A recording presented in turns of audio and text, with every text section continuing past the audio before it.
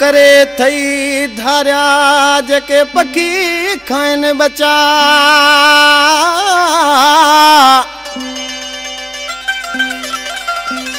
यारी बि रखी थई उन्हनि सां जेके कननि जा हिन कचा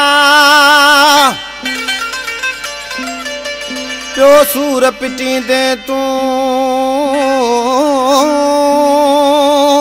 पियो सूर पिटींदे तूं दई रोज़ ॾचा ये पंहिंजी जान बचा राजा पलारी चवे अल्लाह। फरमाइश आहे हैदराबाद शहर खां फरहान कुरैशी मीर बाला तुर्क गफ़ार पलारी अजीब पलारी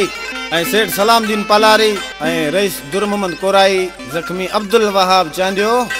आशिक निमाणसी ऐं छापे जो पंहिंजे दोस्तनि खे मुंहिंजा दोस्तो सोणनि जी का ख़बर ई नथी पवे हिकिड़ो ॾींहुं पाण मिस कॉल ॾेई या मैसेज कंदा त भाऊ जल्दी अचु वरी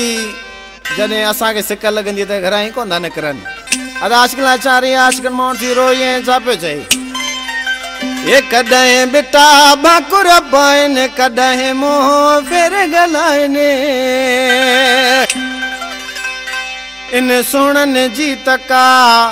यार ख़बर नथी पवे इन गाढ़नि जी तका यार ख़बर नथी पवे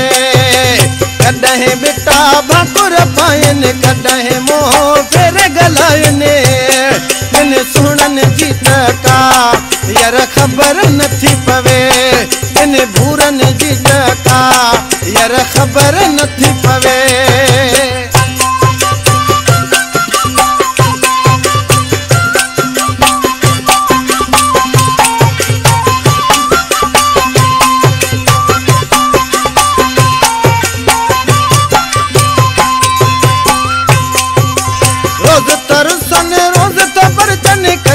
पल पर न थियने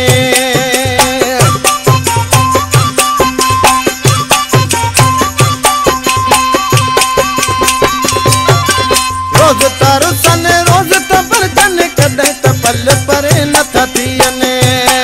अल दिल में अथन छा यार ख़बर नथी पवे इन गाढ़नि जी तका यार ख़बर नथी पवे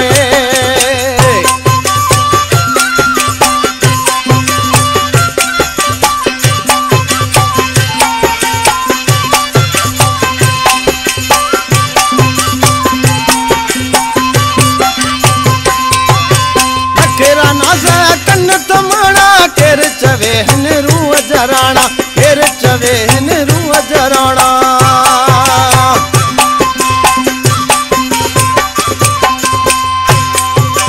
नखरा नाज़ कन तमाणा केर चवे हिन रूह जराणा कहिड़ी मगी उन्हनि खे यार ख़बर नथी पवे इन सोणनि जी तका यार ख़बर नथी पवे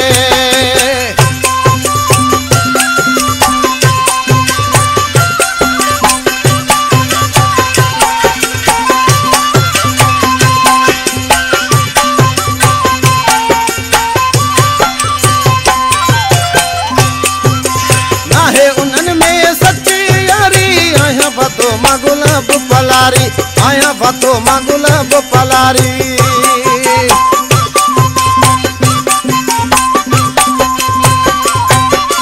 नाहे सच्ची उन्हनि में यारी आया फातो मां गुलाब पलारी आया फातो मां गुलाब पलारी